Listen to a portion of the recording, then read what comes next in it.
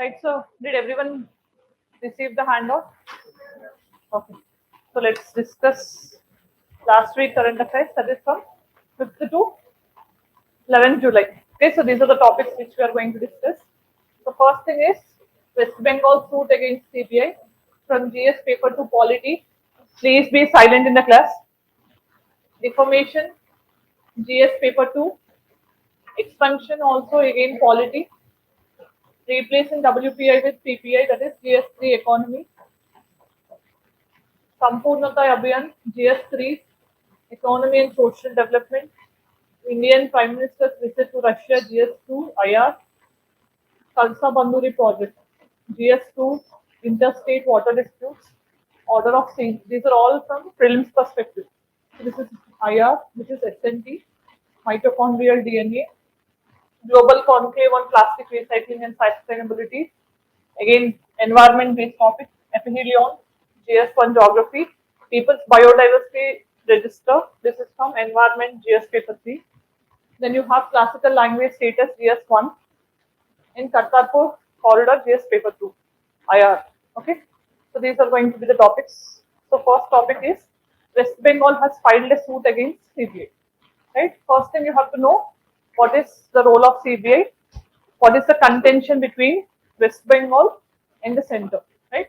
So in a brief nutshell, I'll explain. Then you can read the handout and you can further find the explanation. Right.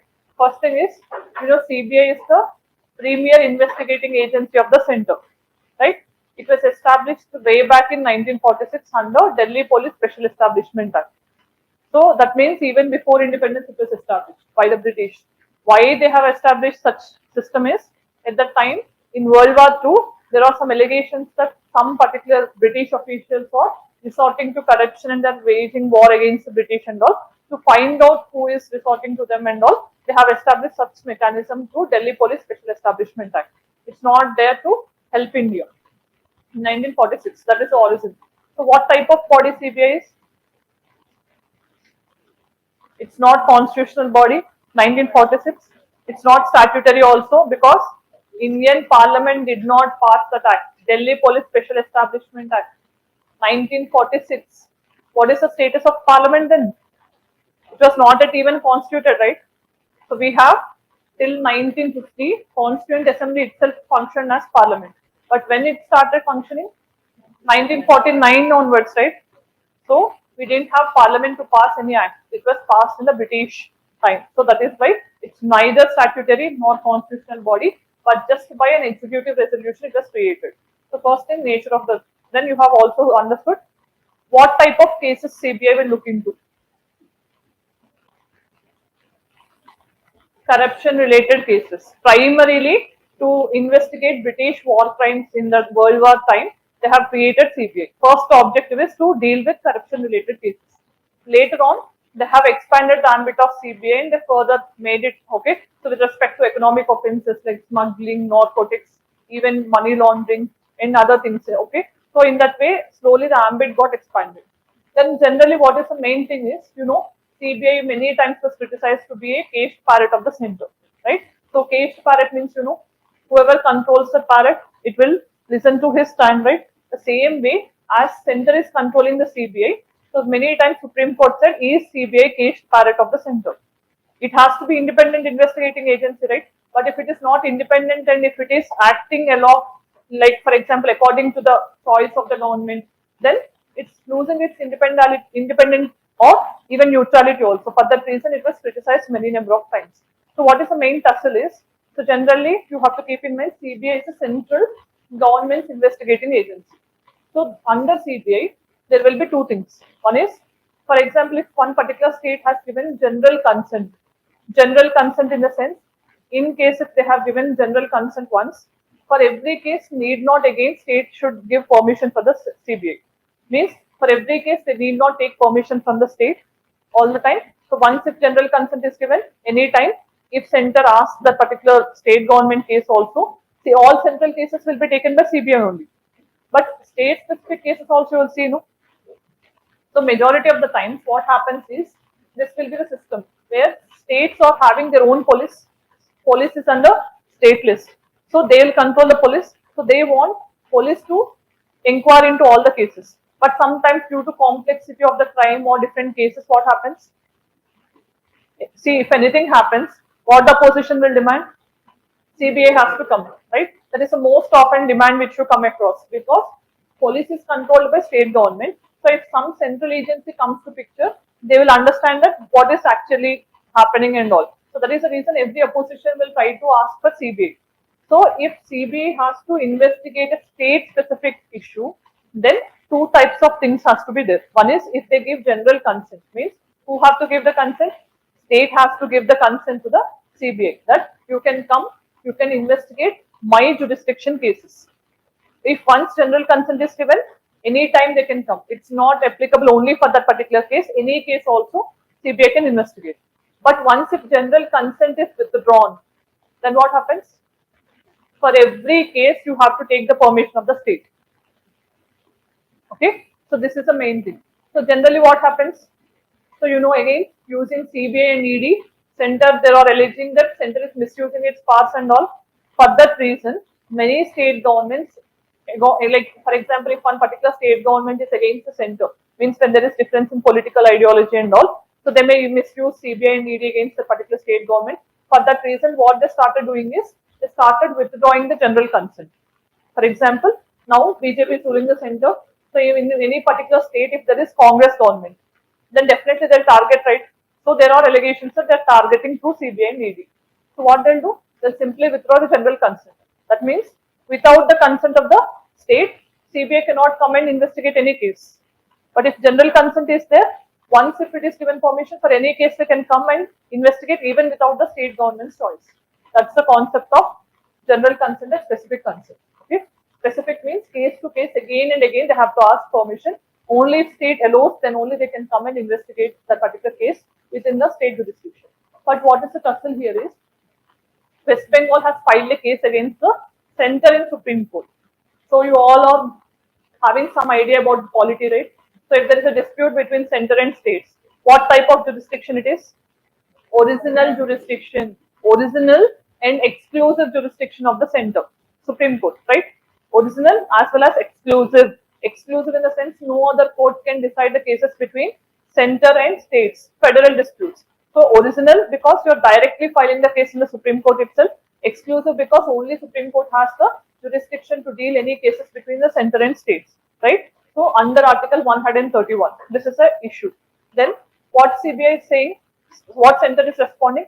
So first thing is, in the naming of a case, if you see generally, versus will be there, right?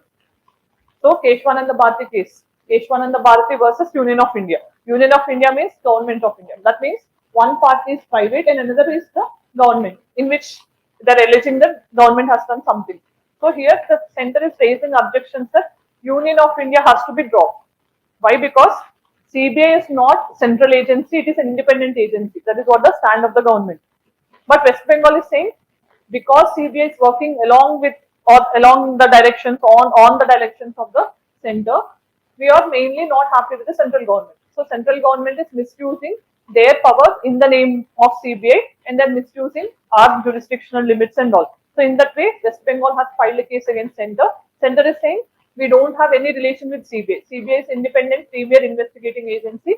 There is no relation with the center and CBI. That is what the stand. Okay. What Supreme Court said is again, so Supreme Court is saying CBI, although, but still in the recent times it is functioning according to the choice and even according to the instructions of the center. That is why you cannot escape. So this is what you have to understand. This is the original jurisdiction where Supreme Court is deciding a case between one state government and center on another hand. Okay. So you can see here, constitutional overreach means as center is misusing the power by crossing the limit and entering into state jurisdiction by the name of CBI, center is alleged to be resorting to constitutional overreach by the West Bengal government, violating the federal principles without obtaining the prior consent. Previously in 2018 and 2019 only, West Bengal government has withdrawn the general consent. Once if general consent is withdrawn, what you have to do? CBI has to take every permission. Okay. So if, for example, if one ongoing case is there, suddenly they have withdrawn the general consent. That means for that case it will not apply. Already the investigation started and it is in the process. No. Once, if already investigation started by the time general consent is removed, then need not take permission. But for the future cases, every case on case basis, you have to take the permission from the state government. That is what the meaning of the term general consent and specific consent regarding this only. So what Union government or center is saying, it had no superintendence, means we are not controlling CBI. That's what the center stand. Then Supreme Court dismissed the center, saying that initial objections against the file. So case, if you see, initial objection itself is with the Union of India name. So why you're making remark against the center, as CBI is different agency, center is different. We don't have any relation. So you drop that particular name that it is against the government case. So in case if there is a case, now you have seen, no, who will be attending from the side of the government? Attorney General. Very good. Okay. So in case if Attorney General is not available, Solicitor Generals will be attending the court. So Solicitor General is again not a constitutional post, but to assist Advocate General or Attorney General, because one person cannot attend all the courts simultaneously, right? For that reason, this is an extra constitutional mechanism to assist. We have Solicitor Generals, right? Then state has challenged this authority that we already have withdrawn general consent in 2018 itself. But now how CBI can intervene into state aspects without asking our permission? That is the main stand of West Bengal government. So key takeaway is what you have to understand. Supreme Court noted Union government is deeply involved in the CBI. Okay. So this agency can only be investigating the offences notified by DSP, means Delhi Special Police Establishment Act, but it cannot intervene in all other aspects. Solicitor General. Okay, Attorney General is only a constitutional post. Solicitor Generals are not constitutional. Only for our convenience we have created the post. Then what is section 4 of the DSP, means Delhi Special Police Establishment Act, talking about? It is saying, see, if you have remembered, there is one also organization, statutory body called CVC. This is a statutory body, means it was created by an act of parliament, Central Vigilance Commission. This is primarily looking into corruption related cases of government employees. That means being an IAS officer, if you resort to any corruption, who will be investigating? CVC, Central Vigilance Commission. So Central Vigilance Commission, one trainee IAS officer. That is misuse of power, corruption related cases. Okay. So Group A and Group B service officers, including civil servants, will be taken care by CVC. CVC also have, yes, disability documents. So CVC also have superintendence over CBI.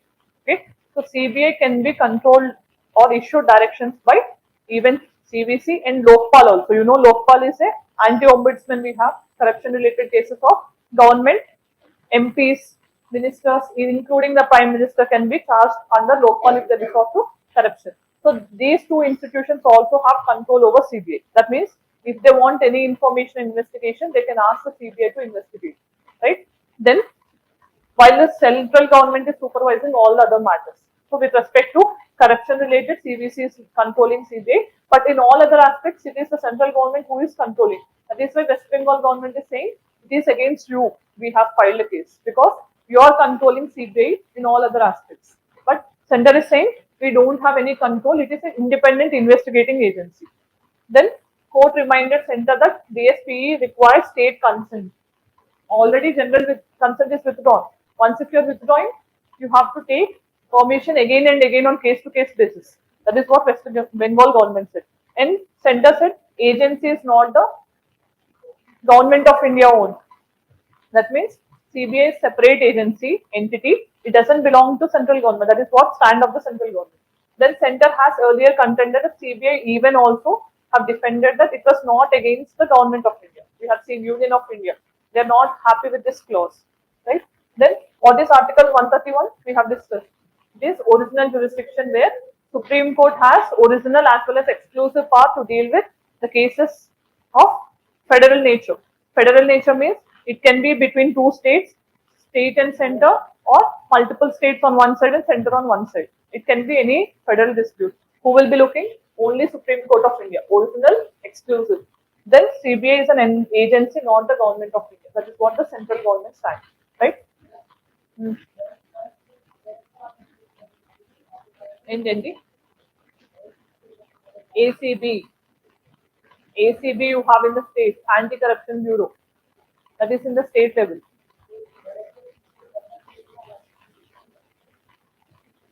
CBI is only central investigating agency. It can investigate cases related to central government directly. But if it has to investigate any state government case, state government has to give the consent. If they already have given general consent, without permission, they can come and investigate. But if they have withdrawn general consent, they need permission for case-to-case basis. Clear? States have separate anti-corruption bureaus for dealing with corruption-related cases. It's not the CBI. CBI is controlled, it is under the jurisdiction of center. States have no role with respect to CBI. Yes, center.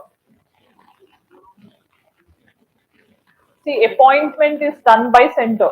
Prime Minister, Leader of Opposition, Chief Justice of India are going to reselect, three-member selection panel will be selecting who will be the director of CBI. But they're saying that is only the responsibility of the center in appointing. Day-to-day affairs, investigation, all these things are not controlled by center. It's working independently. That is what center is saying. But many a times, if you see any question asked, they're saying directly that CBI is a caged parrot, because you know the recent times how many times we are hearing in news that CBI, ED or riding, filing the cases and all. Everyone knows that it has become a political weapon to again weaken the opposition and all. The same case here also, but center is not admitting that we are controlling it, right? That is the main thing. So, what is CBI? Premier Investigating Agency, jurisdiction. Ministry is important. Most of the people get confused under Ministry of Home Affairs. No, it is under Ministry of Personnel and Public Grievances. This is a ministry under which CBI generally reports. Then, origin from Delhi Special Police Establishment Act of 1946. It is not passed by Parliament of India. Do remember. By, in case if any chance, if you remember that it is Delhi Police Special Establishment Act, you generally think it is statutory because Act is there. But it is in 1946 when Indian Parliament itself is not in existence. So it is not a statutory body, but it's merely an executive body, right? Executive order of the government, not a statutory body. If it is not a statutory body or not a constitutional body, then it will not come under the ambit of RTI, Right to Information Act, right? That is a difference you have to keep in mind. It generally investigates cases related to corruption related cases. Economic offences means money laundering, smuggling, okay, act money, all these cases also, and special crimes. So special crimes, anything like espionage, spy, anything also can be dealt by CBI. If there is particular topic which is not mentioned under CBI ambit also, if center asks or states request the center to investigate also, CBI can do. But generally these are the areas where CBI can function, right? Then we can see here. So its conviction rate is high at 65 to 70%. Okay. Then you also have to keep in mind it mainly since CBI was established based on the recommendations of Santanam Committee later on. Okay. Prevention of Corruption Act, Santanam Committee has said CBI type of body. Initially when British was created, it's not CBI. But later when after independence we got and all, at that time Santanam Committee has recommended to prevent corruption in India, we need to have an investigating agency in the form of CBI. You have to keep that in mind, right? So this is what you already have seen. Consent we have discussed. So section 6 is saying directly CBI will probe only with the consent of the state government. Okay, because it is a central investigating agency, it cannot deal with state specific offences. Then, however, High Court, Supreme Court can order CBI. Okay, in case if CBI want to investigate anything, it has to take consent. But if Supreme Court or High Court asks CBI to investigate a case, then there is no consent required from the state government. Okay, judiciary have the power to ask them to investigate further without the consent also. These type of things you have to keep in mind. They can trap you here. Then types of consent we have seen, general consent and specific consent.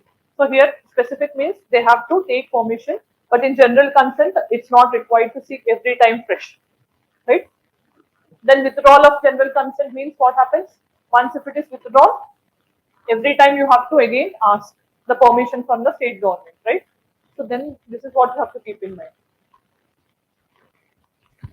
So these are the main things which you have to suggest. Okay. So as CBI is considered as a key case parrot, or CBI in the recent times is becoming a political weapon. So how to solve such issues means if a question is asked, you have to mention there have to be clear guidelines on which issue CBI can investigate or not. Along with you also have to consult with the states, because most often you are seeing center agencies also working in the states. So you have to have prior consultation with the state governments also. At the same time, you need to ensure transparency in functioning of CBI. At the same time, legal framework means you have to create a statute, because till now it is not a statutory body. If you have a legal setup which is again backing CBI, then it will be more effective in functioning and in powers also. That is what you have to suggest. Because most of the times UPSC have asked about CBI in mains also, because of criticism it is facing. Then these are also the best practices globally you can see to enhance the functioning of CBI: transparency and accountability, community policing. Okay, this can also be done. Community policing means not local police. People themselves will monitor. Okay, so voluntarily they'll monitor law and order and all, right? So they'll prevent some small offences from happening and all. So training and professional development also have to be upgraded. Use of technology, diversity and inclusion, clear policies also have to be framed, along with collaboration with other agencies. And other agencies in the sense CDC, Lokpal. Okay, so these other investigating agencies also should have collaboration to have easy tracking of the cases. So answer this question.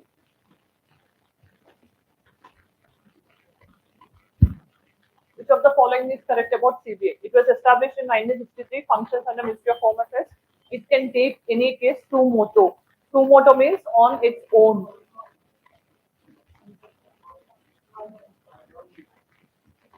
Why not this? Ministry of Personal and Public Grievances. So it cannot take up any case on its own, right? So answer is one only. If you eliminate 2 and 3, you directly arrive the answer, right?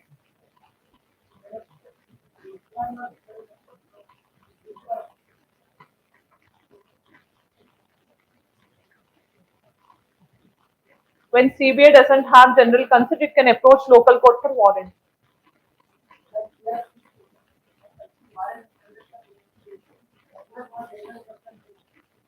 మళ్ళీ చదువు ఒకసారి hand out ఇవ్వండి ఎవరైనా.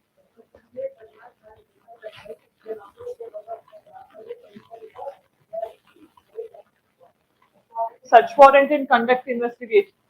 When then generally they don't have general consent. And if already the investigation is happening and if state government is not cooperating, they can take an order from the court so that they can even get the such warrant. Bribe అనేది state government ACB ఉన్నప్పుడు how they'll come into picture? Red handed గా అయినా blue handed గా అయినా CBI రాదు, ACB వస్తుంది. ACB is mainly there to prevent corruption in the states, right? General గా మీరు ఎప్పుడు న్యూస్ పేపర్స్ చూడలేదా ఏసీబీ రైట్స్ చేస్తాయని? ACB is state agency to prevent corruption. CBI ఎందుకు వస్తుంది? పిలవని పేరెంటానికి రాదు CBI. Only when centre is asking to go to the state and investigate, then only CBI will enter. Otherwise, it's not under the state, right? Next important issue we have is defamation, right? Defamation means what? Delhi Police Special Establishment Act. But what happens is, after independence, based on Santanam Committee recommendations, it was again reorganized into CBI in the year 1963. That is why that statement is correct. Okay, we have modalized it. Then next topic we have is defamation. Here what happened? One of the news agency, ANI, it has filed a defamation suit against Wikipedia for framing defamation content. Defamation means what? Yes. So if you are making some bad projections of about any person or any particular organization, so which may again threaten their image, so that we call it as defamation. So what happens in these cases? It is a violation of your freedom of speech and expression, right? So we have fundamental freedoms of speech and expression under Article 19, but at the same time we also have certain reasonable restrictions. So those reasonable restrictions also contain defamation. Okay, so if you speak something against any person which is lowering his image in the public, we call it libel. Means if you speak anything. But if you write if it speak anything, it is slander. If you write anything, it is libel. Okay, these are the two legal terms which you need to remember. Then, act of communicating anything to false to the third party is called defamation. That act can be in any way. If you write anything, if you speak anything, that is why most of the times political persons will be filing defamation cases to get as much as they can, right? So 1 crore, 2 crores they'll be asking in return for defamation, right? That is what. So defamation is one of the reasonable restrictions. That means using your freedom of speech and expression, you cannot misuse it, and you cannot make anything derogatory against any person which is harming their image. That is what you have to keep in mind. So there are certain restrictions imposed on your freedom of speech and expression. One such is defamation along with contempt of court. You know, if you say anything against the court also, you will be booked under contempt of court. Same way, the defamation is also one of the reasonable restrictions. So Article 19 is giving you 6 freedoms. What are the 6 quickly? Freedom of speech, equality now. Freedom of speech and expression, freedom of freedom to freedom to form association, freedom to assemble peacefully without arms, then freedom of movement, freedom to reside, freedom to practice any profession, trade or business. Certain 6 freedoms we have. 19F is also there, 19(1)F, that is right to property. That was repealed, and we have currently 6 freedoms under Article 19. You have to keep in mind 19 is even applicable only for citizens of India. These freedoms are not available to foreigners. At the same time, Article 19 can be suspended only in case of external emergency. It cannot be suspended during internal emergency. In case if you are imposing internal emergency on the grounds of armed rebellion, no more internal disturbance, right? So if you impose emergency on the grounds of armed rebellion, you cannot suspend Article 19. Only when there is a war or external aggression and impose external emergency, then only Article 19 gets suspended, right? That is another thing you have to keep in mind. Article 19 clause 2 is talking about reasonable restrictions. So there are certain freedoms, but those freedoms also have some restrictions because our fundamental rights are not absolute, right? They are not complete. We have certain restrictions also. So one such restriction is defamation along with contempt of court, incitement of violence like this, okay? So you cannot say anything against defaming any person. You cannot lower the stature of the court also. Again, in contempt of court, you know, you have 2 types, civil contempt and criminal contempt, same way. So what happens in defamation? Civil. In case if you resort to civil defamation, then what happens? You can ask for damages. See, you have civil and criminal, no? In civil, what happens if you resort to any civil offense? We call it as tort. TOR. Tort is nothing but a civil offense which you commit. If you commit a civil offense, you are liable to pay damage or compensation for the loss. But in case of criminal acts, what happens? You have to face punishment. There is a basic differentiation between civil and criminal, right?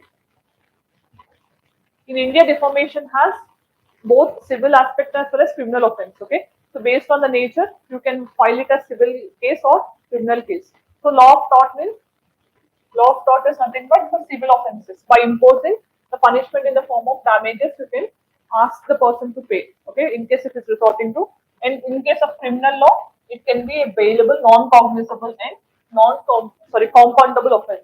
Bailable means you know, in which cases you can get bail. Non-cognizable means what? Cognizable offences are those where investigating officer can start investigation on his own. Non-cognizable means where he need to take the permission from the court or magistrate has to allow him to start investigation, then only he can start. That is what the meaning of the term cognizable, non-cognizable. Compoundable means which can be compromised.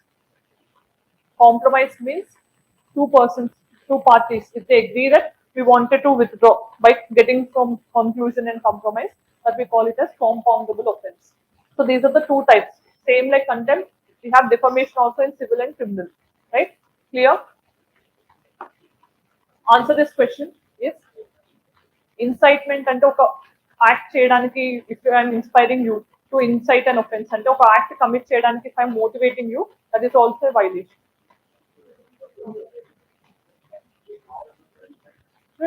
That is why it is also banned activity, no? Which of the following is not specifically mentioned under 19? Religion is under Article 25 to 28 of Indian Constitution. Freedom to propagate, 25 specifically. Then expunction powers of the Parliament, right? Expunction means what? Deleting, okay? Simply because in the Parliament, whatever the members of Parliament MP speak, they have complete freedom to speak anything, whatever they want. Okay, how unparliamentary it can be, they are not liable for what they speak, what they do in the Parliament. Within the walls of the Parliament, they have complete immunity. So for that reason, what happens? Many times they're misusing the power. So for that reason, when they use any unparliamentary word or derogatory words, the powers are with the Parliament presiding officers like Speaker and the Chairman, who can delete certain records. That means if they speak continuously, everything will be recorded, right? So those can be removed, because if something is going against the Parliament, okay, because Parliament also had some decorum and discipline. Order also have to be maintained.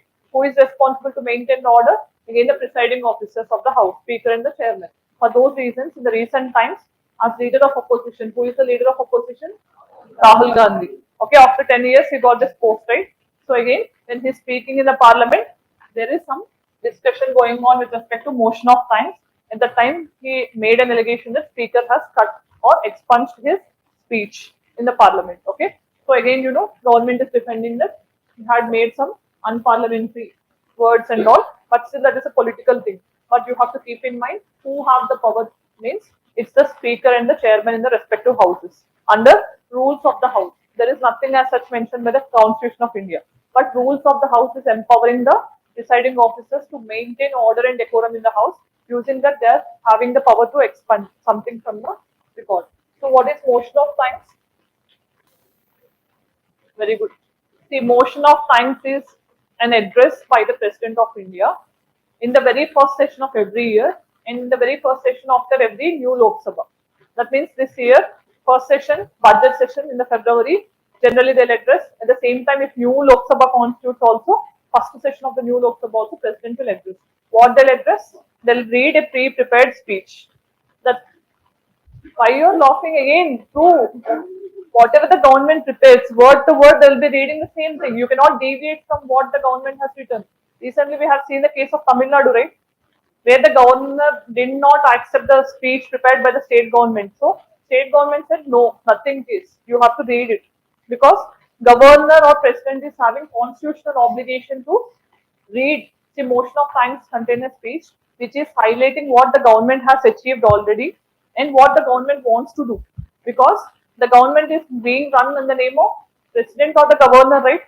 So he'll say, my government, my government, my government has done this, and all. That is nothing but motion of thanks speech.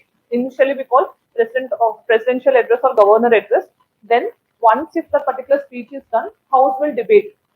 See, whatever the government states that I have done this, opposition will raise objections, right? To which Prime Minister or Chief Ministers again have to answer, or ministers also answer to those questions. Again, do remember motion of thanks, whatever the address is there, that can be amendable. That is the most important part you have to keep in mind. That means the speech is not complete and wholesome. If objection is raised by the opposition, definitely that can be amendable. Means amendment can be passed even to the motion of thanks. Once, if motion of thanks is coming to the discussion and if there is amendment and if that is agreed, okay. But if motion of thanks is not passed in the Parliament, government has to resign. Why? It's like no confidence only, no? See, motion of thanks itself is reflecting the government policies and stand of the government. If Lok Sabha is not believing in the motion of thanks, which is nothing but again the government policies and all, that reflects the government is not having majority, right? That is why if motion of thanks doesn't get passed, government has no option but to resign. Okay? Budget, cut motions, no confidence motion if it is passed, confidence motion if it is not passed, or motion of thanks if it is passed. Okay, if not passed, government has to resign. Okay, these are the situations where government have a compulsion to resign, right? So during this discussion all happened. So expunction is nothing but removal or deletion of some specific word from the official records, because you can ask, in case if they speak anything unparliamentary or derogatory, there won't be any punishment because they are having complete immunity in the form of parliamentary privilege under Article 105 of Indian Constitution for MPs, 194 for state legislature members. Okay, whatever they do in the parliament, they are not having any case associated with it. They are having privilege. Privilege is nothing but a special right. Okay, so that is what you have to understand. The purpose is to eliminate anything defamatory, indecent, as well as unparliamentary and undignified things. Okay, so it's a moral thing actually. They should not resort to these things, but again, the things are changing as we proceed further, right? So during AP reorganization, even pepper spray and all happened in Lok Sabha. So we all are lucky to see these things in the Indian Parliament. That is a temple of democracy, yes or no?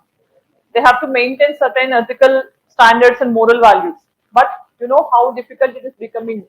So all the time, rather than having this discussions, debate and deliberations, what is happening all the time? Destructions in the parliament. So even mic and all, they are getting destroyed and disruptions. That is becoming a quite common phenomenon. So that should not actually happen, but that's only the story, what we can see in parliament. Even in Matatapade, they'll start shouting, like you people in the class. You not allow me to speak. Same way there also, that is getting reflected in the parliament. Okay.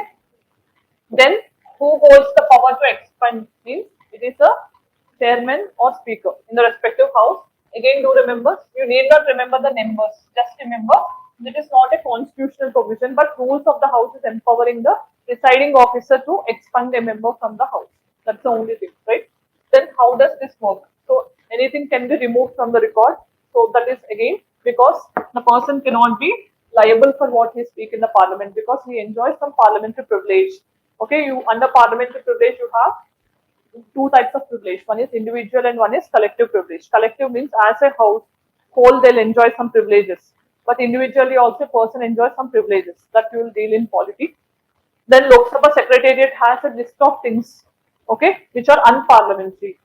Among those words, if you use any word, that will be cut off. Okay, censor cutting. Right? Answer this question. Under Article 105, members of Parliament are exempt from which of the following? It's very difficult for me to frame such options, but still, to confuse you, I have to. Being a member of Parliament, it is not mandated to obey traffic laws, right? Yes or no?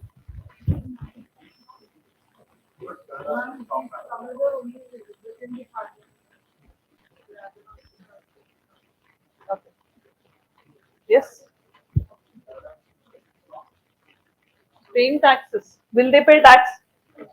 They have the privilege of evading taxes, right? We have the burden of paying tax, yes or no? MPs generally don't pay tax, you don't know.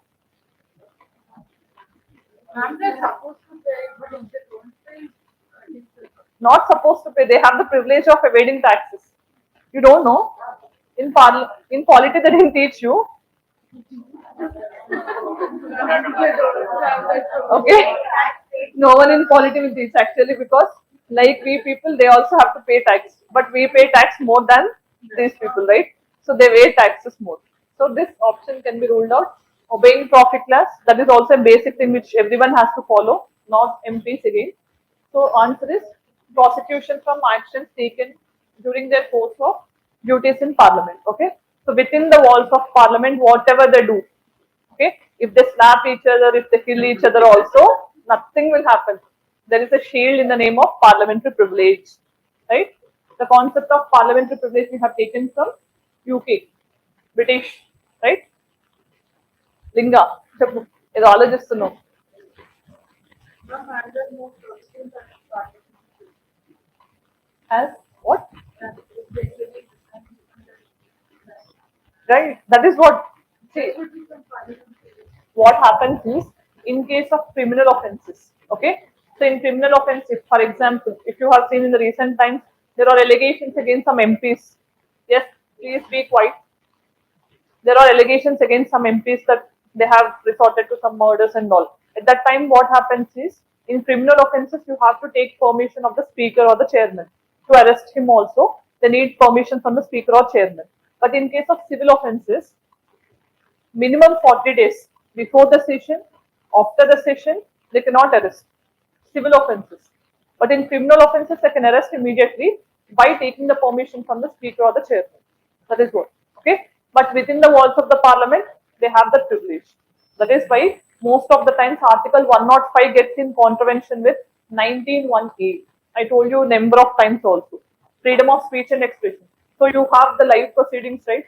If a member of parliament says something, and if you produce the same thing on a newspaper, on your media and all, then they'll say, you how can you do that? Because I have member of privilege as a parliamentarian, so I can do whatever I want, I can say anything. But what happens on this side, they also have freedom of speech and expression. Freedom of press is also part of speech and expression, right? So they are saying we have freedom of speech and expression, they're expressing the things. That means there is a system here where, in case of the house as a whole passes a resolution that nothing can be produced out of whatever that is happening in the house without the permission. If you cannot produce, if the house passes a such resolution, then no one can reproduce the same thing. But until unless such thing is passed, anything can be directly telecast or they can reproduce in the newspapers or media channels. Okay, so if house is not allowing you to use the same thing which you have done within the house, then there is a restriction. Otherwise, generally they can telecast. Hmm. How do they remove the word? Later on, they'll cut down. From the records, they'll cut down. See, live, you cannot cut down. Okay? In the records, they'll be removing. That's it. That means whatever the parliament that keeps a record, from there, they'll be editing those words, which are unparliamentary, right? Then, next topic is from economy, replacing WPI with PPI. Okay? First thing is, you all are good economists, so you know well what is inflation, rise in prices, right? So how you will understand there is rise in price? When you compare this price with last month or last day or last month or last year, right? That means when you do some comparison only, you can understand whether there is increase or decrease in prices. So inflation in India is monitored using primarily two indices. What is one? WPI, Wholesale Price Index, at the same time CPI, Consumer Price Index or inflation. Okay, so this is what basically two we have. But now what happened is we are trying to replace this wholesale price index WPI with PPI, producer price index. First thing you need to understand what is wholesale price index. Means when you understand the change in the prices at the wholesale level, you know what is wholesale, right? If you monitor the increase or change in the price at the wholesale level, we call it as wholesale price index. And if you monitor at the consumer level, that means at the stage where we buy the products, that is what we call CPI, Consumer Price Index, CPI. But now there is a proposal by the government because many of the developed countries are replacing WPI with PPI. Okay, in this context, we are going to discuss. First thing you have to keep in mind is WPI monitors have only goods. That is the main problem. Previously, we used to take the reliable factor of inflation is WPI itself. But in the recent times, RBI has shifted, you can say, or changed the WPI to CPI. For the reason, WPI is only taking into account goods only, but services also contribute significantly to Indian economy, right? You also need to count into account services for which only you can understand whether there is inflation or not in the economy. For that reason, RBI has changed. If you have remembered, monetary policy committee we have, right? That will assemble every 3 months once. So that will consider CPI inflation as the primary benchmark of inflation. Previously, it used to consider WPI. Okay, but now central government is trying to replace WPI with PPI. So what is the primary differentiation is, if you calculate the rise in prices or the change in prices at the wholesale level, we call wholesale price index. But if you do that at the producer level, that is called PPI. Okay, so wholesale price and producer price, what is the basic differentiation is, producer to wholesaler it will pass no. But if you calculate at the producer level, we can better assess what is going on in the economy, whether there is increase in the raw material cost or whether there is increase in everything, factors of production and all. These things can be better assessed if you change from WPI to PPI. That is what many countries are doing, and central government is also planning to do, right? So in this context, we are saying, so two things is, it is a measure of inflation WPI at the wholesale level, at the stage where you're going to sell the wholesale goods at that time, or at that particular stage, if you're monitoring the rise in prices, we call it as WPI. Then, how it is calculated? It is calculated monthly. Every month, CPI inflation, WPI inflation will be mentioned in your Hindu paper. But you people don't generally observe it. Okay. But it will also have a base year. Base year means you have to compare it with some year, no? With which year you are comparing, that will be called as base year. For this, it is 2011-12. Okay. In 2017 only, we have modified it to 2011 and 12. Okay. Then in India, if you see, this is a measure of inflation previously, but now government has changed it to CPI based inflation, and it only calculates price in goods only. There is no services that is taken into consideration under WPI. So who is going to release is very important. Office of Economic Advisor under Ministry of Commerce and Industries is going to release the data related to WPI. Then the base year recently it was changed to 2011-12 from 2017 itself. That means if you wanted to compare 2024 July month inflation in terms of wholesale level, you will be comparing the prices with 2011-12 July month. Okay. So in that month, you will understand whether there is increase in the price or decrease in price. How much increase is there? Based on that, you will derive the percentage of WPI inflation. That is how it is going to work. So this is what, okay. So three things are part of this, mainly primary articles, food and all these things, fuel, at the same time, manufactured goods. So these are the main things. And there is also a food index, okay. So generally, if you see, food, vegetable prices will be very volatile, right? For that reason, we have made it in separate category. So these are the three categories on which WPI will be counted, okay. Three categories. You can see primary articles which are divided into food and non-food articles, fuel and power, including petrol and diesel, LPG also covered. Manufactured goods, this is the largest component of WPI. Manufactured goods, textiles, all these things, chemicals, oils and all. WPI food index is also there, right? But this is not majorly considered because every day there will be changes in WPI food index and all because of the change in the vegetable prices and all. So if you see CPI, we have rural, urban, industrial, labor, CPI combined, okay? So if you categorize only rural based inflation, CPI rural, urban, industrial labor, if you combine all this because CPI combined, CPI combined, this is the parameter which RBI will take to monitor inflation in the economy. CPI combined, right? Clear? Then we'll see the differences here. Significance is easy method to compare and draw the conclusion whether there is increase or decrease. Criticism is mainly because it is not considering the prices at which the consumers are buying the goods. It is at the wholesale level, but the prices at which consumer will be buying will be different, right? So that is why it was criticized, and RBI also have shifted from WPI to CPI for that reason, because people are not buying at the wholesale level. Not everyone will buy at the wholesale rate. It is not true reflection of your economy. For that reason, we are not relying on WPI, and it is excluding the service sector for which it was criticized, and it doesn't include exports and imports. All these are the things which are part of CPI. That is why we consider CPI as the benchmark of inflation in the country or economy, right? So this is PPI. PP means producer price index. If you monitor the change in price level at the producer stage, wholesaler is after the producer. But if you monitor at the producer stage, you can better understand whether there is increase in the cost of production, raw materials, or factors of production. For that reason, developed economies are changing them from WPI to PPI. Same is the case with Government of India. So this is producer price index. So in the view of producers of the goods and services, if you monitor inflation, we call PPI. So this is from the industry and business point of view. Even if before they reach the final consumers, it is going to replace WPI, and it is in line with system of national accounts maintained international and globally. What are the challenges? If you want to shift from WPI to PPI is most of the times we cannot access right sample. Okay, so how to get exact data or accurate data about the produce and cost and all? It's a difficult thing. And assigning the weightage. So we have seen under WP we have certain categories like primary, food articles, fuel, manufactured and all. So like this, we don't have a clear-cut criteria what to include in PPI.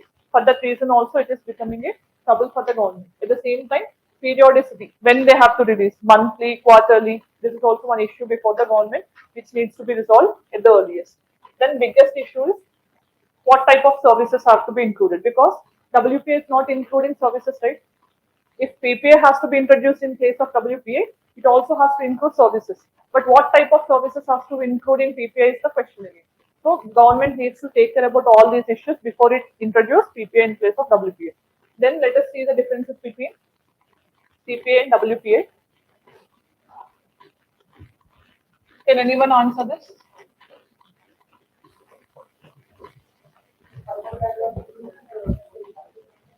Very good. So it is calculated at the consumer level, final stage where the person is buying the goods and services, right? And this is at the wholesale level. Then, okay, only goods, goods and services. Then both are released monthly. Then, is this the benchmark of inflation in India? CPI is the benchmark inflation. This is the benchmark for inflation in the economy taken by RBI. Monetary policy of RBI will be taking CPI as a consideration. But this is just an economic indicator. This also indicates level of economy, but it is not the benchmark for inflation.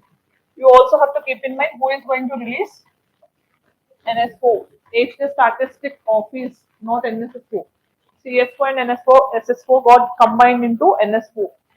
Here it is Office of Economic Advisor under Ministry of Commerce and Industry. In terms of base year, here it is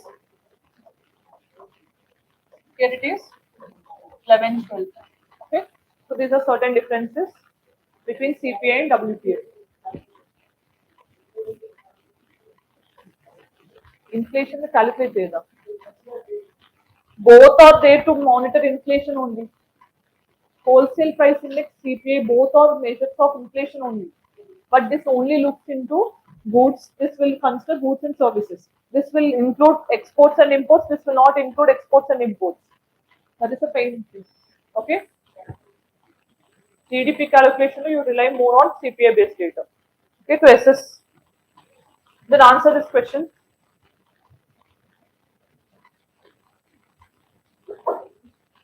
WPA is primarily used to measure changes in the prices of goods at the retail level. WPA is published by Office of Economic Advisor, Ministry of Commerce and Industry. Food particles have the highest weight in WPA basket.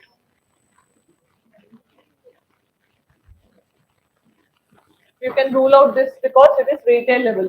Retail level which will be monitored, CPA. CPA will be monitoring at the retail level. Then WPA published by Office of Economic Advisor, correct? Food articles, no. It's what? Having the highest weightage, manufactured things, right?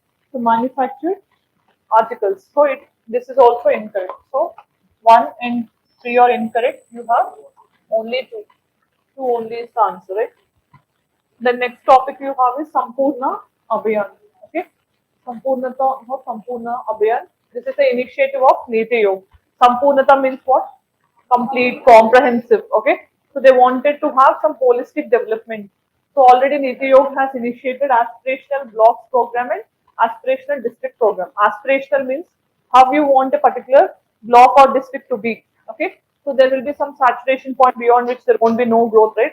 At that point of time, we want this also to be. Okay, that means there have to be some social indicators which are reaching the 100% saturation level, like vaccination, sanitation, health, education, literacy, and all. So, if you want to develop any particular block or district into holistically and 100% development, for that reason, already Niti Ayog has initiated aspirational block program and aspirational district program. As part of that only, they have initiated a 3-month campaign called Sampurnata Abhiyan. Okay. For what reasons? To achieve saturation in 6 key indicators. What are those 6? Social health cards, soil health cards for the farmers. Okay, so to assess what is the quality of the soil. Then schools with functional electricity. Okay, then fully immunized children between 11 and 9 months. Pregnant women registered with ANC, antenatal care, in the very first trimester, in the first 3 months. Pregnant women taking ICDS, Integrated Child Development Scheme, supplementary nutrition, Anganwadi, ICDS means. Then schools providing textbooks within 1 month of the session starting. Okay, these are the 6 areas where Sampurnata Abhiyan is focusing in all the areas where aspirational districts or aspirational block program is implemented. Okay, here the details are given. These are the key indicators for the blocks. So they will be monitoring diabetes and hypertension, pregnant women, even also here also soil health card and SHGs means health groups also receiving the fund. So these will be monitored at the block level. Same is the case here. So this aspirational district program is launched by Niti Aayog in the year 2018, where 112 districts are focused to develop on health and nutrition, education, agriculture, water resources, development, skill development, financial inclusion, and infrastructure. These are the areas where Niti Aayog is trying to focus upon to achieve aspirational targets. Aspirational block program in 2023 itself in 500 blocks. In district, you have different blocks. At the block level, if you want to develop, that is aspirational block program on these sectors. Okay. So what is most important is they can ask you the 6 areas of focus under Sampurnata Abhiyan, or also they can ask you Sampurnata Abhiyan is initiative of. They can directly ask. Okay. Also remember aspirational district program or block program is also initiative of Niti Aayog. Okay. Who implements Atal Innovation Mission? Niti Aayog. Good. Okay. So Atal Innovation Mission is also an initiative of Niti Aayog. So these will be asked, right? Then next topic we have is Indian Prime Minister's visit to Russia. You know, recently Prime Minister has visited and he also visited Austria. After 41 years, there is a visit from Indian Prime Minister to Austria, right? So although that is not so significant for us, Russia India's relation is so important, right? So first thing is he visited Russia after almost 5 years. So last time he visited in the year 2019. Okay, after which he couldn't visit. Why again means, so you know, after 2019 COVID-19 lockdown followed by Russia-Ukraine war. So when you are visiting on the when the Russia-Ukraine war is going on, that will signify that you are pro-Russia. So for that reason, as India right from the beginning is taking a stand of non-aligned movement, so we didn't visit in Russia at that point of time when it is waging war against Ukraine. That is the reason. So after this, we have recently visited 5 years afterwards. So first thing is as part of 22nd annual Russia summit, India and Russia annually they'll have some summits in each country alternatively. If this year in Russia, next year in India. So they'll be visiting each country so that they wanted to strengthen bilateral relations.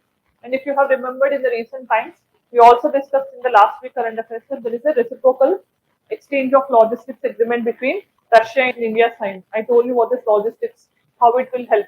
It will help mutually the militaries to fuel their ships or to repair and all. I told you about the logistics agreement, right? So that is also recently signed between India and Russia. So what you have to keep in mind is what is the main highlight of the visit. So he was honored with the highest civilian order of or award of Russia. So you have to keep in mind Order of Saint Andrew the Absolute. Okay. So this is the highest award in Russia, like Bharat Ratna in India, right? So actually that was announced in the year 2019 only, but he didn't visit no at that point of time. Now it was presented. So then bilateral talks. So mainly, if you see, Russia is always considered as all-weather friend of India, all-time tested friend, because different situations have passed through India and Russia relations. All the time, India and Russia were together. Okay, so right from the Kashmir issue in Pakistan, also every time it's US who have changed its stand, but always Russia is in favor of India. It did not take anything against India so far. Okay, so that is why we call it as all-weather friend or all-time-tested friend. Okay, so you know major relation of India and Russia is in terms of defense. So previously we had 65% of our imports imported from Russia alone, but now it got significantly decreased to 45% only. We have diversified our defense from US, France, Israel, and other countries also. So another thing you have to keep in mind is in terms of energy also. in the light of Russia-Ukraine war, when all the European countries restricted their oil and gas from Russia, we also have entered into a rupee-ruble agreement with Russia, where we have taken the cheap Russian oil, because when no country is buying Russian oil, they will sell it at cheap rate, right? That is what happens in any economy. Same way, Russia, when we wanted to buy Russian oil, what US has threatened is it will impose sanctions, starts countering American adversaries through sanctions act. But we boldly went ahead. So it's not an international issue where we are going to listen to US stand, right? It is a initial, what you can say, it is an initiative which is going to benefit India. When you are trading in local currencies, when you are not using dollar, you can save little amount of foreign exchange reserves. At the same time, when comparatively you are getting a lower market price, whatever the oil you are buying from Russia, definitely it will help you, right? So that is why India did not listen to US sanctions, and it has went ahead with this Russia oil. In buying that, we have entered into rupee ruble agreement. Ruble is the local currency of Russia, and we have significantly saved our foreign exchange reserves. And in terms of defense, what are the areas of cooperation between India and Russia? Recently, we have discussed in SNT class S-400 trim missile. I told you that we have imported from Russia, world's fastest missile. BrahMos is also a joint venture between India and Russia. We also have taken MiG, Sukhoi. These helicopters also we are taking. At the same time, in energy sector, if you have remembered Kudamkulam nuclear power plant, Bilai steel plant in Chhattisgarh, that was also established with cooperation of Russia. And also IIT Bombay. When we are establishing IIT Bombay also, Russia has helped us. In many ways, Russia is always with India in investing the things and all. So recently, as part of this visit, we have made a target of achieving bilateral trade of $100 billion by 2030. That is the target we have kept. Present, it is $45 billion. That we have initially kept a target to double it, to make it to $50 billion by 2025. But we made it to $100 billion by 2030. Present, that is, and you have to keep in mind, balance of trade is in favor of Russia. That means we are importing more and exporting less to Russia. Balance of trade is in favor of Russia. That is one another thing you have to keep in mind. And in the recent times, because of Russia-Ukraine war, Russia was expelled from SWIFT also.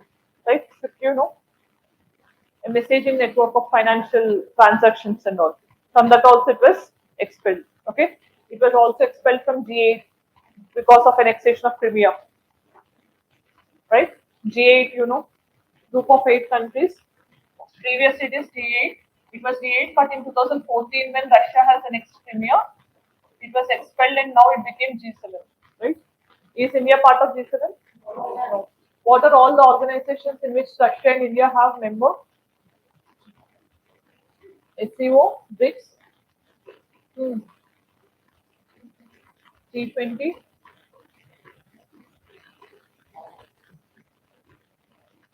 NAM. Non-aligned movement లో Russia join అవుతుందా? What, Linga? Non-aligned movement itself is not to join either USSR or USA, no? UN is common for every country, right? WTO, okay. So then, sort of asking some questions. What are the features we have taken from Russia in Indian Constitution? Socialist, then fundamental duties, okay. Planning, okay. Is that only thing?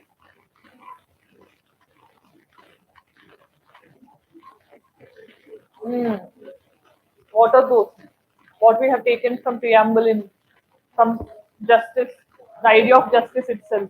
What types of justice we have in preamble? Social, economic, and political justice. 3 types of justice. The idea of justice also was borrowed from Russia. Okay, do keep these things in mind. So these are the areas that 2 countries have agreed to settle by 2030. Okay, you need not remember, but just see. Then ambitious bilateral trade target was set. Okay, you can write these things. Why? Because 2030 you will be in some service, no?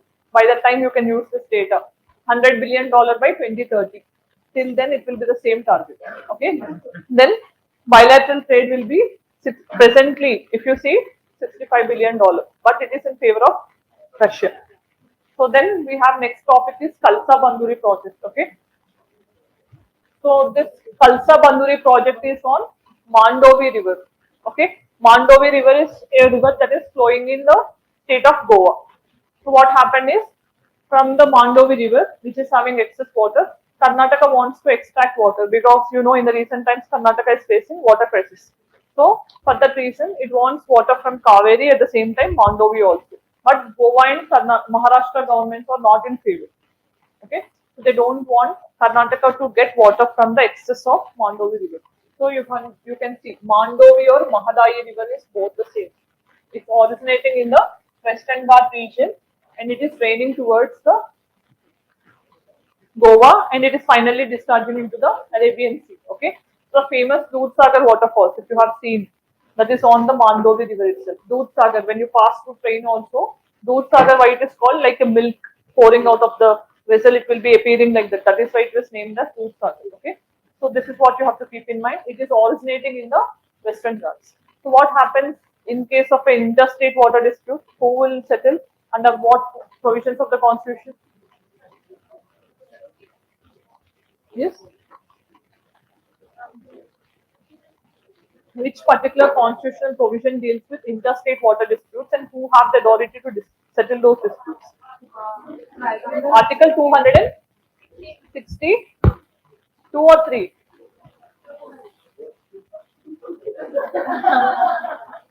బోత అక్కడ OMR లో కూడా రెండు bubble చేయండి మంచిగా అవుతుంది అప్పుడు.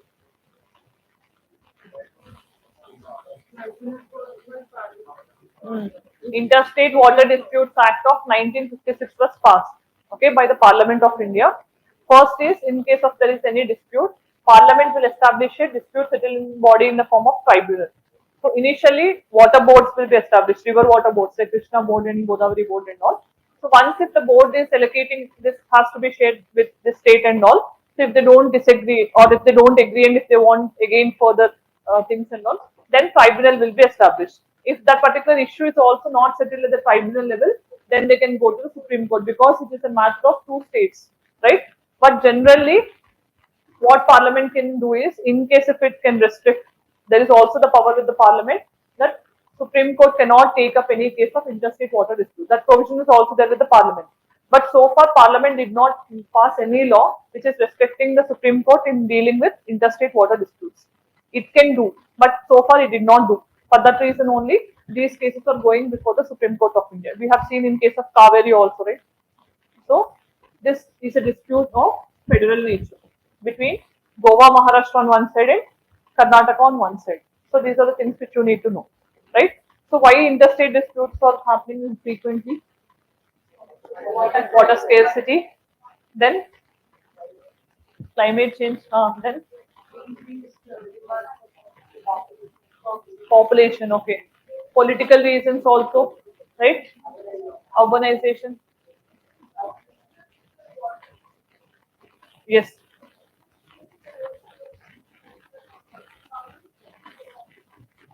See what you have to suggest then. What is the way forward for settling any interstate water dispute? The main biggest problem is in terms of scarcity, only we'll come across these things. But when you have excess water in the monsoon and all, we'll unnecessarily drain all the water into the ocean or seas. So you can preserve that water for dry seasons and all, right? That we cannot do. We are not doing that, but we are allowing all that water to drain and we are asking for another state share. So that is what the main problem. So these things again, watershed, even river rainwater harvesting, all these things you can suggest as a way forward, right? So another thing you have to keep in mind is this particular river is also forming near a particular area. Marmagova port you have, no, that natural harbor is also created by this Marmagova Mahadayi river only, okay? So that you have here. The main Kalsa-Banduri project is aiming at to divert the water from Mahadayi or Mandovi river. Both are same, localized name. Sauri river also we have. So this is originating in the Western Ghats. Okay, it's not a tributary of any river. It's originating in the Western Ghats in the Karnataka region. From Karnataka, it is flowing into Goa, and some branches are even entering into Maharashtra. Okay, so then this is the main lifeline of Goa. Okay, so that is why they are not accepting. Mandovi and Zauri are the two primary rivers in the state of Goa. And this particular river is joining Zauri, and it is again finally ending up in the Goa harbor. Okay, so it is forming a creek type of body with the name. Then Mondovi River is originating in Western Ghats. We have seen. Primarily, you have to keep in mind there is also Salim Ali Bird Sanctuary also located in the bank of this particular river, and there is an island also formed here. Okay, so due to the force of the river, and you have to keep in mind Sagar Falls. UPSC recently is asking waterfalls in associated rivers also. In 24 they have asked, so you have to keep these things in mind, right? Then we have some prelims based facts. First one is order of Saint Andrew the Apostle. Okay, so you can see what this is, the Russia's highest civilian award given to the Prime Minister of India. So generally, it will be given to all the government figures or even public persons who have tried to enhance the relations of that particular country with Russia. So if something significant and beneficial done by that person or the particular country towards Russian relationship, then they will be bestowed with this award. It was announced in 2019 but presented in the current visit. Then you have to keep in mind for enhancing the friendly relations between India and Russia, this was awarded to the Prime Minister, right? Then recipients so far. You can see recipients. It can be given to the government, public figures, military leaders, outstanding representatives in different fields like science, culture, and economy. So you need not remember, but foreign heads also were given. So here, if you see, it was named after a Saint Andrew who actually spread Christianity to Europe as well as Russia. On his name, this award was named as. Then you can see establishment. It was established during Tsar regime in 1918 after Russian Revolution. You know, Russian Revolution itself is against Tsar, right? So they have abolished in 1918, but again government has reinstated in 1960s or 1990s. So past recipients you can see Michael Gorbachev, you'll be studying in world history, right? So these are the persons who already were given, but need not remember them from Russia. But recently, even Chinese President Xi Jinping also was given this award. Okay, along with Kazakh President also Nur Sultan. So if you have remembered, this is what I asked you in the previous class. Kazakhstan has renamed its capital from Nur Sultana to Astana. That is what I told you, right? So this is what you have to keep in mind. The next topic we have is mitochondrial DNA. Okay. So as part of SNT, we have discussed what is mitochondrial DNA. Three-parent baby also I told you. Three-parent baby because Dolly is the cloned animal. Dolly is different. Mitochondrial DNA is different.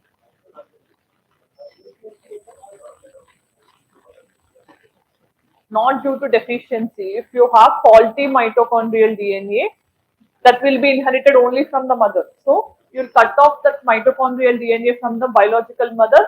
You'll take only mitochondrial DNA from the donor. Nuclear DNA will be from the mother itself. అందుకే gene వాళ్ళదే వస్తుంది. Okay, that is what the concept. So you can see the diagram, you can understand. So first thing you have to understand is what is mitochondria, right? Inside a cell you have, this is a nucleus, right? So most of the DNA will be inside the nucleus, but certain part of DNA will also be present in the mitochondria, which will be there in the cytoplasm, ribosomes, and all this will be in the area of cytoplasm, right?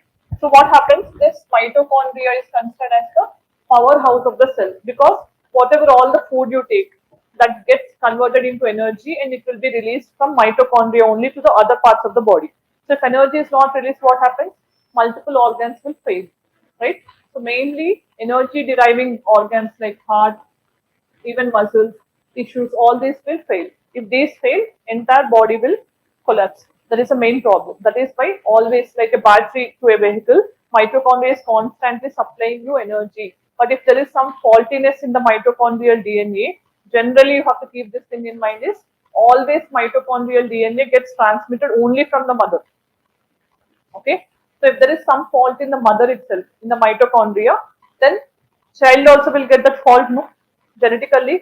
So that child also will suffer from lack of energy to all the parts of the body. That is why to prevent the child from getting faulty DNA, what we'll do is we will be separating. See, this nucleus is having DNA. Okay, this nucleus DNA will be taken from the mother only. That is why genes will be transferred from the mother. But this mother is having this mitochondrial DNA defective. So this you will remove from the cell of the biological mother. You will take only mitochondrial DNA from another woman who is not related to the child. You are clubbing these two. There you are removing the nucleus of the DNA of that woman. You are taking the nucleus of this mother, who is actual biological mother. You are removing the mitochondria because it is already faulty and defective. You are replacing this with healthy mitochondrial DNA of the donor. Okay, so you are adding this to the nucleus of this particular woman and you are mixing it with the sperm, same like IVF, where again sperm gets fertilized in a lab. Same way you are doing this. That is why mitochondrial DNA disease can be overcome. Why we are calling it as three parent baby? Nucleus DNA from one mother, mitochondrial DNA from another, and sperm from the father.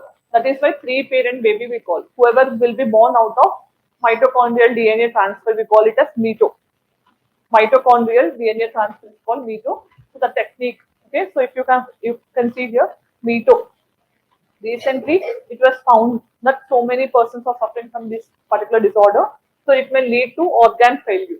That is what you have to keep in mind. So, a new procedure called mitochondrial donation is offering cure for this particular disease.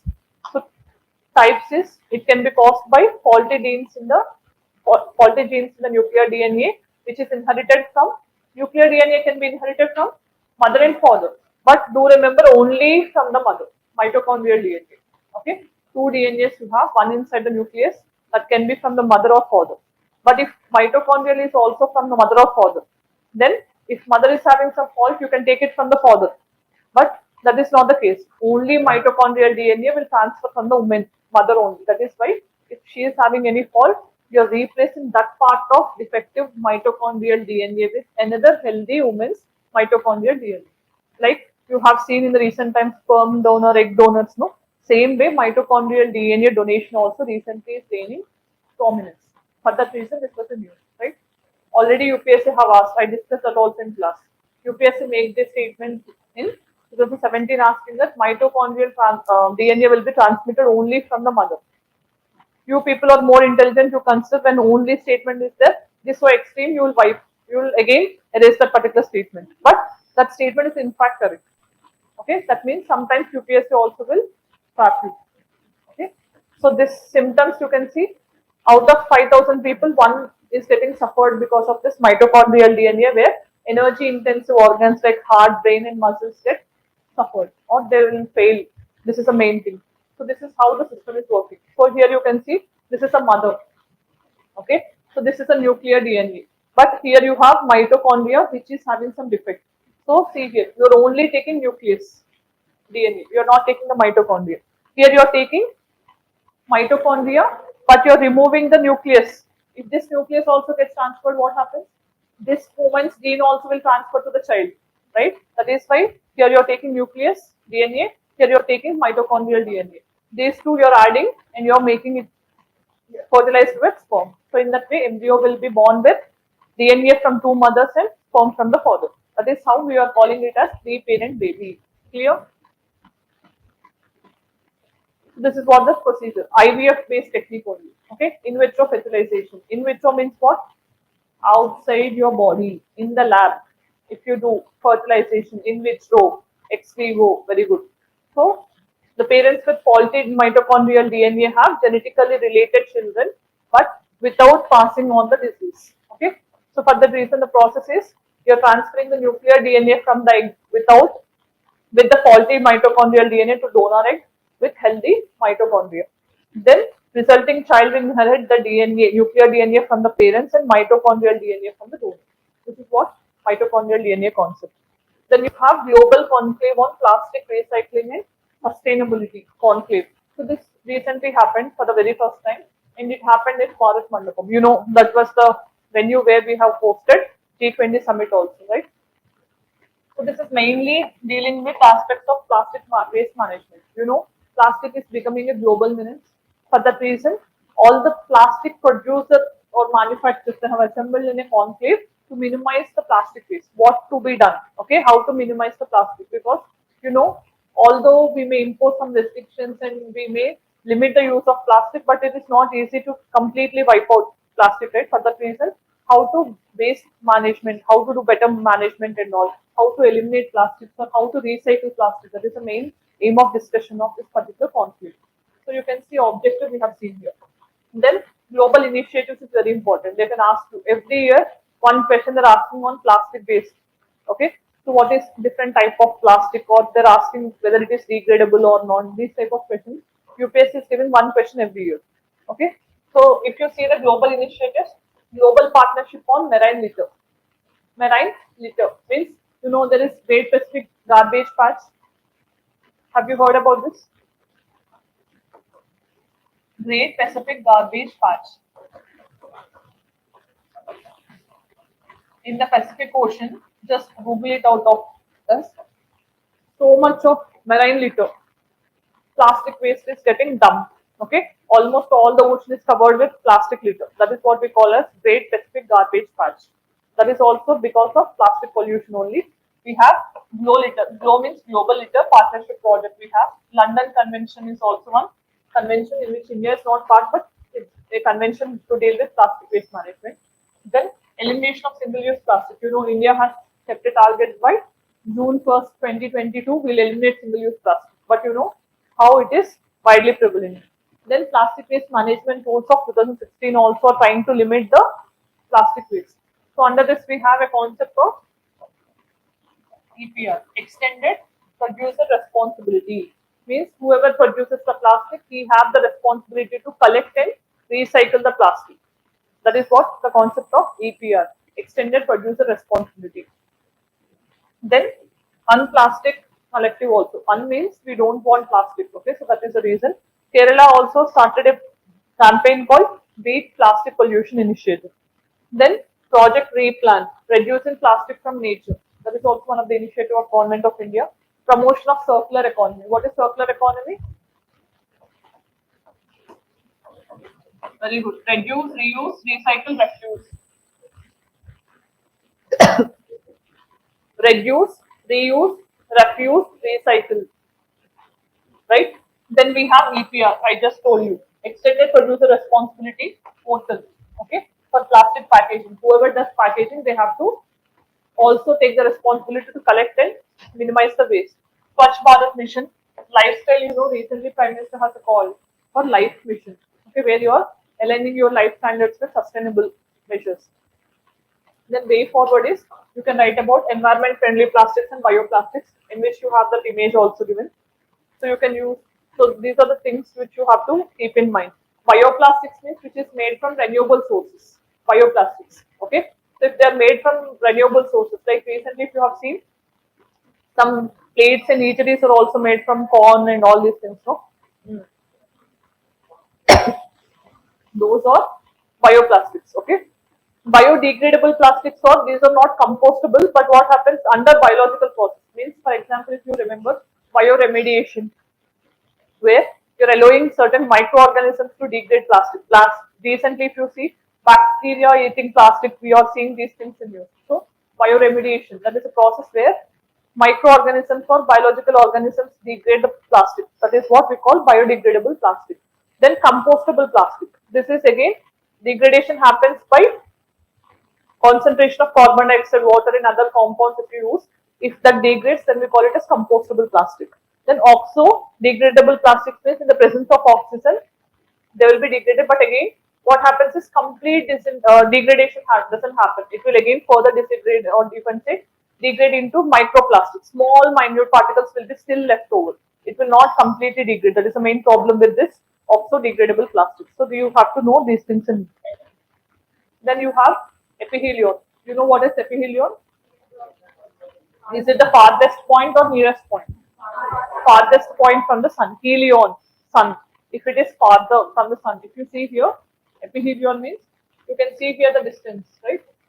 So at some point, because Earth is not revolving around the sun in a circular orbit, it follows a elliptical orbit, because of which at one point it comes closer to the sun, which we call perihelion. The normally occurs on Jan 3rd every year. At that point, it is so close to the sun, right? In some point, it will be very farthest from the sun, which we call perihelion. Normally seen on July 4th, but this year it was observed on July 5th. For that reason, it was in June. Okay.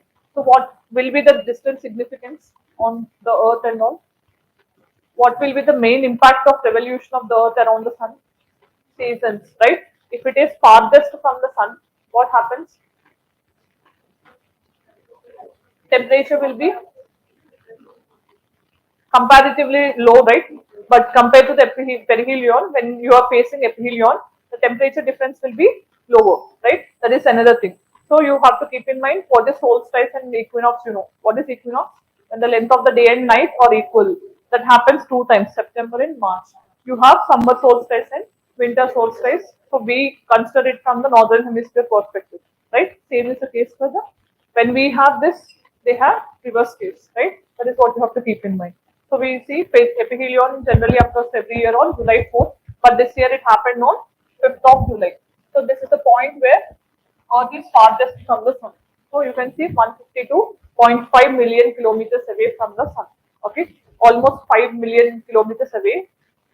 We call it as aphelion. It reaches this position at the time of summer in the northern hemisphere. During July, it is summer, right?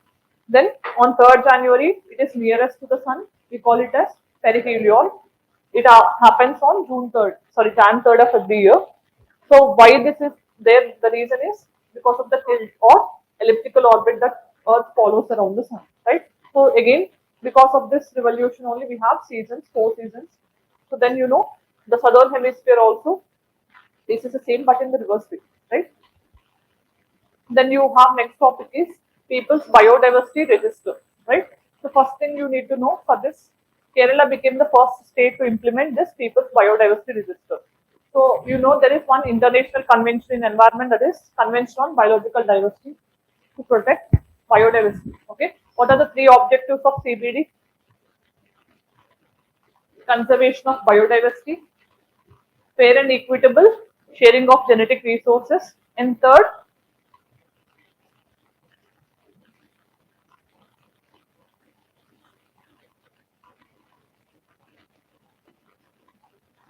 what are 3 basic principles of Convention on Biological Diversity?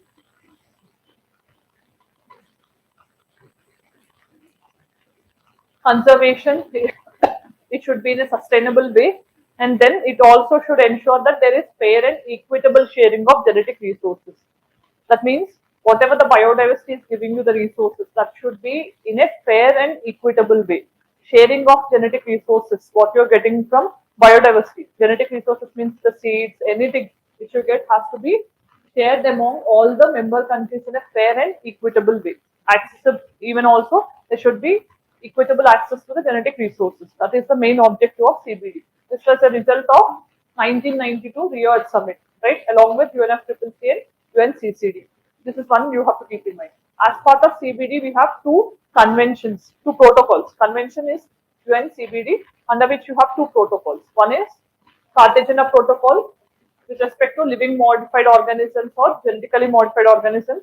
Second is Nagoya Protocol with respect to fair and equitable sharing of genetic resources. These 2 are the protocols part of convention. We have discussed what is convention and protocol in the last class, if you have remembered. Convention is a broader theme in which specific things will be dealt with protocol. Okay, protocol only deals with specific things, but convention as a whole deals with broader aspects, right? That is what you have to keep in mind. Any convention may have different protocols. So under CBD, India is a signatory, right? So if you are signatory to this, again you have to enact your domestic law in compliance with the international law. That is what we mean with the term ratification. When we sign, we also have to ratify. That means when you're ratifying, you're saying an international convention, we are also aligning our domestic law, or we are making a domestic law which is also suiting to your international law. That is what we mean by ratification. To comply with CBD, we have enacted domestic law called Biodiversity Act of 2002. Okay, Biodiversity Act of 2002 is providing 3 tier structure. Okay, so you have national level, state level, and local level. Biodiversity conservation authorities are there. Here we call National Biodiversity Authority. Then here you have State Biodiversity Authority. Here you have biodiversity local boards of these registers.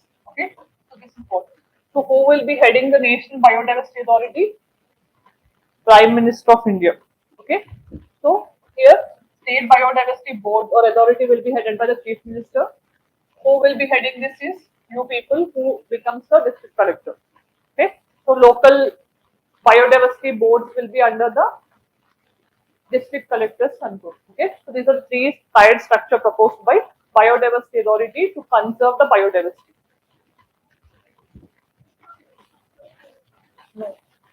Headed by or controlled by the district collector, but they also have a same decision making and they'll participate. But it is not under the Gram Panchayat. District magistrate or district collector controls it. Okay. So what happened is the recent times they have created 4 Gram Panchayats. Okay. So they have submitted their version of People's Biodiversity Register. This is different. This is different. This is Biodiversity Local Board. Okay. 3-tier structure.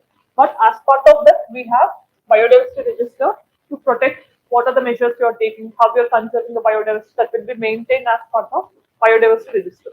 So this is part of the local level where they document at the same time they'll safeguard the biodiversity and associated knowledge. That is the main object of maintaining register. Register is to store all the information, right? The same way, how you are going to preserve the biodiversity, how you are going to safeguard that you are maintaining in a register, right?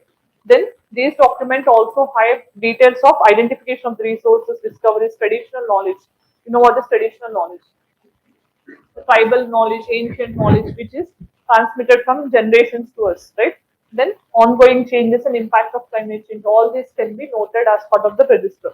So based on this register, the body will prepare the plans, local body, biodiversity local boards we have now, they'll prepare the plans to again deal with these aspects. So do remember, Kerala is the very first state in the country to publish first volume of the PBRs, means People's Biodiversity Registers across all the local bodies. That is what you have to keep in mind. This is very important. They'll ask you which state in India has done this. Kerala. Okay. Then you have next topic is classical language status. Right. Classical languages are those which are ancient languages. So they should have some historical record. Minimum of 1500 years ago onwards, they have to be in use. They need to have some artifacts and ancient scripts also should make way that this language is existing from the ancient times. Like that, there are certain criteria. Why this issue is in news is recently, many states like Bengal as a whole, Marathi language from Maharashtra, they're also asking for recognition to be a classical language. So for that reason, Ministry of Culture, which is a nodal agency for this issue, they said we wanted to revise the criteria because as many states are demanding the classical language status, which was given long back. So we are trying to revamp it because already there is a committee, linguistic committee, which said there need to be a relook into the criteria. Based on that recommendation, now they are saying we are trying to modify the criteria for a classical language status. So you need to know what are the criteria to be recognized as a classical language, how many classical languages are there in India at present, and what will be the benefits that you get in return if you are recognized as a classical language. So how many languages are there in now? 6 languages. Okay. So all the southern Indian languages you can easily remember, like Tamil, first language, Sanskrit, Kannada, Malayalam, Odia, Telugu. Okay, Telugu is also a classical language. So these are the 6 languages which are part of classical languages. And do keep one thing in mind is all 6 are part of 8th schedule of Indian Constitution. Okay, 8th schedule you have 22 official languages. All 6 are part of 22 official languages. Okay, in the 8th schedule. Right. Then you can see here. These are the 6 languages. First one to be added is Tamil. Last one is Odia. Recent one, 2014 only it got added, and all these are part of 8th schedule. We have seen. Then do remember English is not a classical language. It's not also in the 8th schedule. Do keep in. Okay. So English is not part of 8th schedule of Indian Constitution. Right. Rajasthan is also not part. If you have remembered Sahitya Academy Awards, that will be given for all the 8 scheduled languages, including English and Rajasthani, which are not part of 8 schedule. Okay. Then criteria for classification is they need to have a history of minimum 1500 to 2000 years onwards, they need to have some history backward. Then they should also have some ancient literature associated, ancient scripts and books. Original, it should be original, it should not be borrowed from any language or script. At the same time, it should have some, it should not have any discontinuity. Okay, that means in the classical times and modern times, there should not be any discontinuity, means no change in form also should be there. So there should not be, so that mistake. Then benefits, what will be the benefit if you get a classical language status? Government will give more funding and courses also will be given. Okay, in UGC, if you want to do some literature, MBA and all, so for 8 scheduled languages, how you have, same way classical language also you have some recognition and government support, educational benefits. UGC courses will be launched, international awards, like we have some awards for scholars, right? Like books, we have Sahitya Academy in the national wide we have. International wide we have Booker's Prize. We have Booker's Prize, no? So such things will be given. Preservation of cultural identity and heritage also, and repositories of ancient wisdom and literature at the same time understands our cultural and linguistic diversity. Right? There is one particular constitutional authority to safeguard linguistic minority rights. What is it? Under which article of Indian Constitution? 350B, very good. 350B, there is only one post called Special Officer for Linguistic Authorities, which is a constitutional post. Okay, right? That is what you have to keep in mind. This was not directly in the Constitution, but 7th Constitutional Amendment in the year 1956 have added that to the Constitution of India. That is a constitutional post. Then last topic you have is Kartarpur Sahib corridor, right? So this is a project between India and Pakistan. This is mainly a religious corridor aiming to divide. So you can write this when India and Pakistan relations is asked in IR. You can write this is also one means to better the relations, because the main founder of Sikh religion, Guru Nanak. Okay, so he has spent last part of his life in Lahore region, where this Kartarpur Sahib corridor is there. This is in present Pakistan. So again, Sikhs consider this as a significant site for their religious pilgrimage and all. That is why Indian government and Pakistan government had this agreement, so that we have a stretch of corridor. You can see Kartarpur to Dera Baba Nanak. This is in Punjab side. Punjab shares border with Pakistan, right? So from there is a stretch of corridor through which the Sikh pilgrimage from India, persons who are undergoing the pilgrimage will go 4 kilometers by walk. They can visit and they can come back. That is what, visa free. Okay, this is a diplomatic measure to enhance the trade, cultural relations between India and Pakistan. So recently this was also in news. You have to keep this thing in mind, and it is on the banks of Ravi River. Okay, Ravi is a tributary of Indus River, and if you have remembered Indus Water Treaty, which particular rivers are given to India? Ravi, Bias, and Satluj. Indus, Chenab, and Jhelum are given to Pakistan. Right. So India can use those waters also only for hydroelectric purpose. They cannot use it for irrigation, right? So try to exclusively use this with the Pakistan, western rivers and eastern rivers, right? So what is Ravi? Where it is going to join into which river it is joining? Ravi, Chenab. Chenab is the largest tributary of all Indus rivers, right? So among all the Indus tributaries, which is the antecedent river? Satluj. Satluj, okay? Satluj is an antecedent river among all the tributaries of river Indus, right? Then you can see Pakistan has completed the stretch of bridge, okay? So 400-meter stretch is pending. So after almost 2.5 year delay, it has recently completed. That is why it is also news. So this area is subject to flooding, because that is on the banks of river Ravi. So these type of questions can be asked in physics. Kartarpur Sahib corridor is on the banks of river Ravi. Then this connects Darbar Sahib Gurudwara in Pakistan with Dera Baba Nanak Shrine in Punjab, from Punjab state of India. So visa free movement is there for the pilgrims who visit the site. At the same time, it is built when 550th birth anniversary of Guru Nanak was celebrated on November 12th of 2019. Okay, so on that occasion, this was inaugurated. In all year round, it was open.